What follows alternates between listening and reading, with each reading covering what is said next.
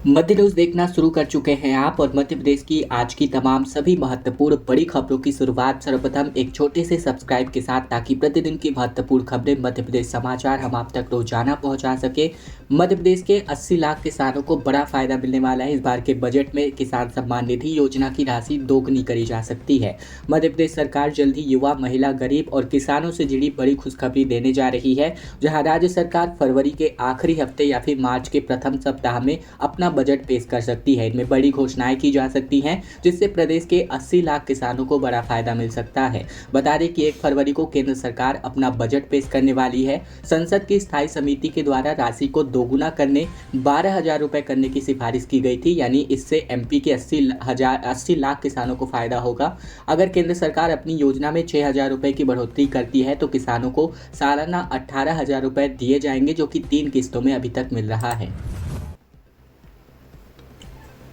भोपाल में गेहूं बेचने के लिए रजिस्ट्रेशन का काम शुरू हो चुका है, जिस पर 50 रुपए फीस देना होगा। आधार कार्ड और बैंक डिटेल जरूरी है, जहां 31 मार्च इसके लिए लास्ट डेट घोषित करी गई है। भोपाल में सरकार ने गेहूं बेचने के लिए रजिस्ट्रेशन का काम शुरू कर दिया है। 31 मार्च तक किसान MP online kiosk, common service centre, लोक सेवा केंद्र और साइबर कैफे पर जाकर अपना पंजीयन करवा सकेंगे। बदले में 50 रुपए फीस देना होगा। किसान खुद के मोबाइल, कंप्यूटर और ग्राम पंचायत कार्यालय स्थित सुविधा केंद्र या सहकारी समिति में भी जाकर रजिस्ट्रेशन करवा सकते हैं, जहां उन्हें कोई भी फीस देना नहीं पड़ेगा। किसान 31 मार्च तक रोज सुबह 7 से लेकर रात 9 बजे तक अपना पंजीयन करवा सकते हैं। जिला आपूर्ति नियंत्रक मीना मालाकार ने बताया कि जिस जिले में जमीन है वहीं पर इनका रजिस्ट्रेशन हो सकता है।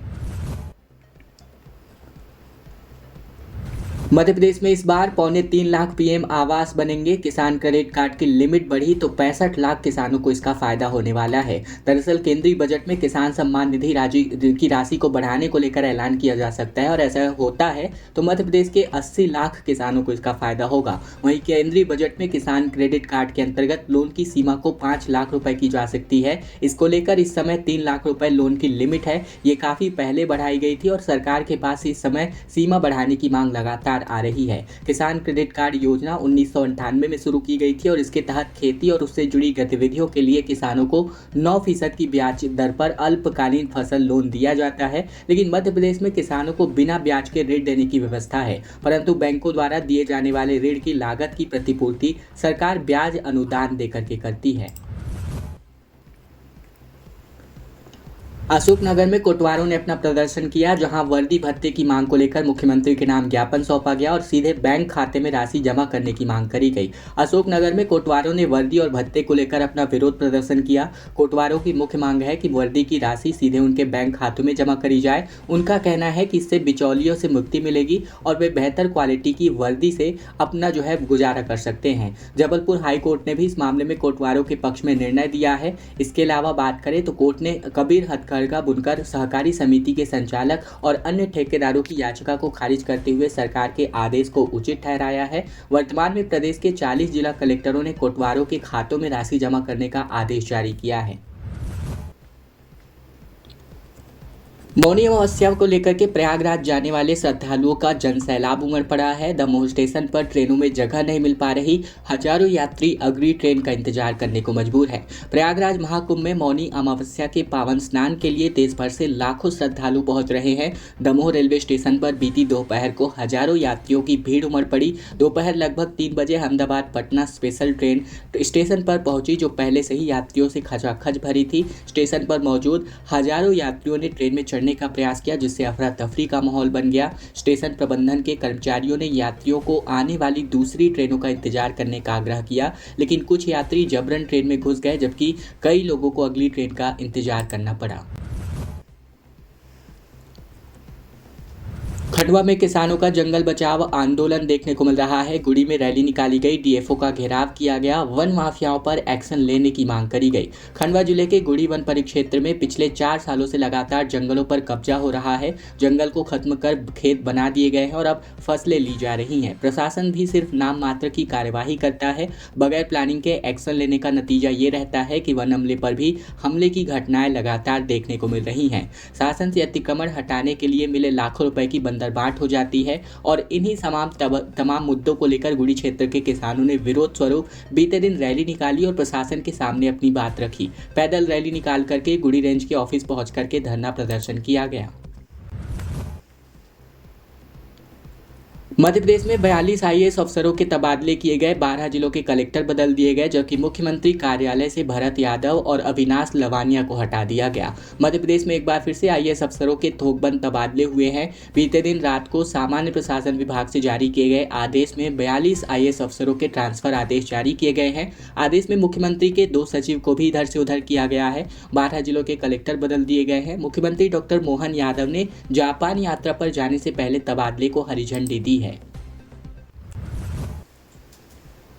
भिंड से खबर, जहां स्टेट हाईवे पर एक यात्री बस पलट गई, 12 यात्री घायल हो गए। साइकिल सवार के सामने आने पर ड्राइवर का संतुलन बिगड़ा, जिसकी वजह से यह हादसा हुआ।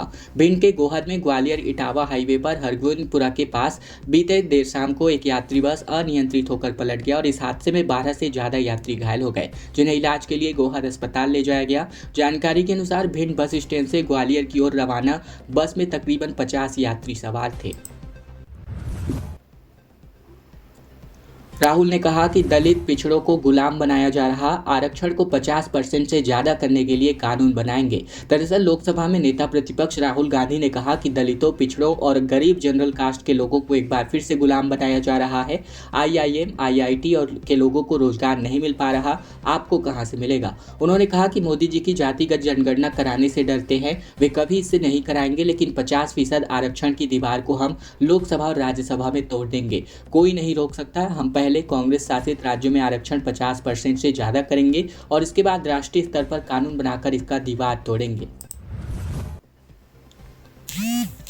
जबलपुर में 4 लोगों की निर्मम हत्या का मामला सामने आ रहा है, जहां जुआ खेलने से रोकने पर चाकू और लाठी डंडों से हमला कर दिया गया, जिनमें से 2 के हालात बेहद गंभीर बने हुए हैं।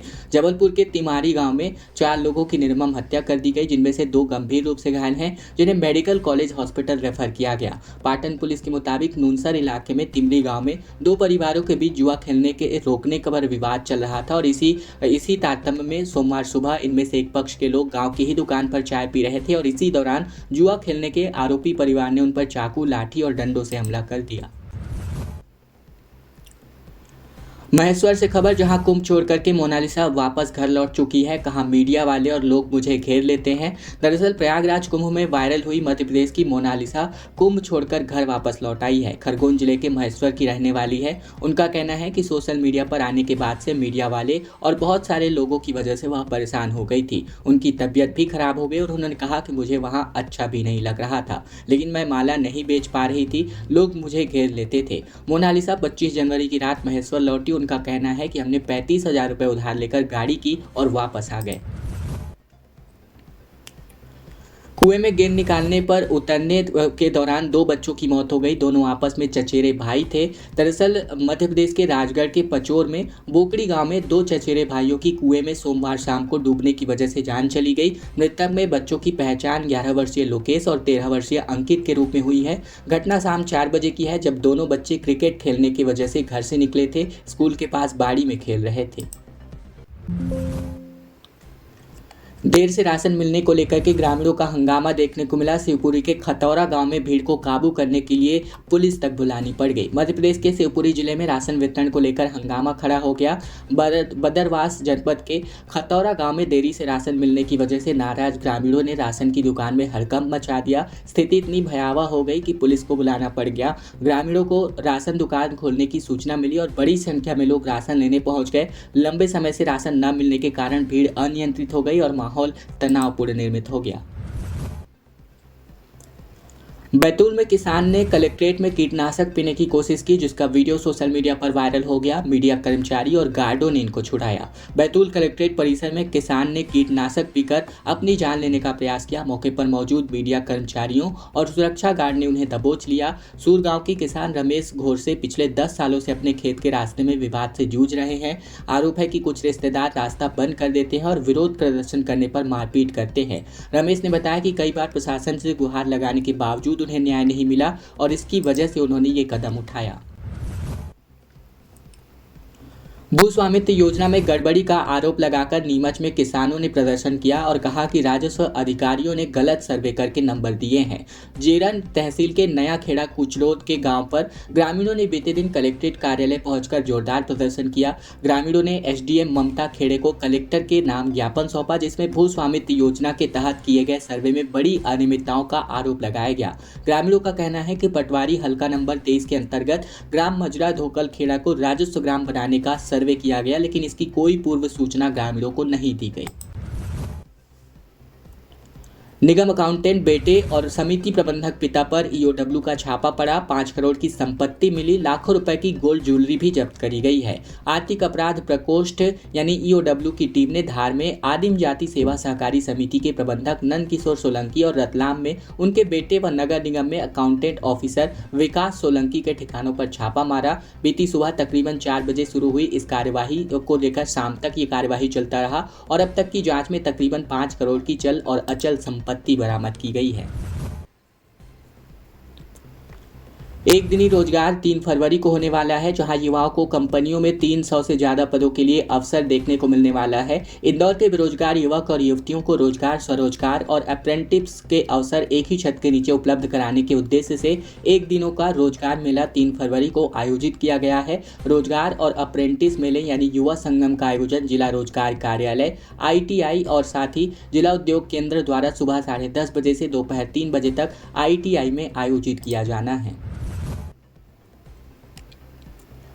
नेपानगर में हेलो की टक्कर का आयोजन किया गया। पुलिस की चेतावनी के बावजूद मेले में प्रतियोगिता कराई गई। आयोजकों पर अब कार्यवाही होने वाली है। नेपानगर क्षेत्र के ग्राम अम्बाड़ा में बीते दिन ताप्ती नदी के पास स्थित एक नाले के किनारे आयोजित किए गए मेले में अवैध रूप से हेलो की टक्कर कराई गई और ये प्रतियोगिता स्थानीय और आसपास के गाँवों से आए लोगों की भारी भीड़ के बीच संपन्न हुआ।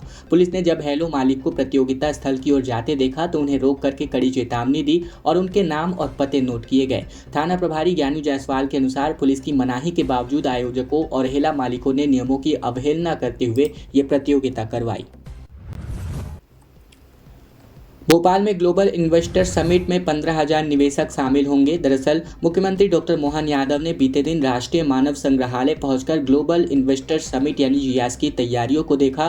कहा कि भोपाल में 24 और 25 फरवरी को हो रही समिट में 30 से अधिक देशों के प्रतिनिधि शामिल होंगे और ये प्रयास है कि प्रतिभागी देशों की संख्या 50 तक हो जाए। 2 दिनों तक चलने वाली समिट में 15,000 से अधिक इन्वेस्टर प्रतिभागी हिस्सा लेने वाले हैं।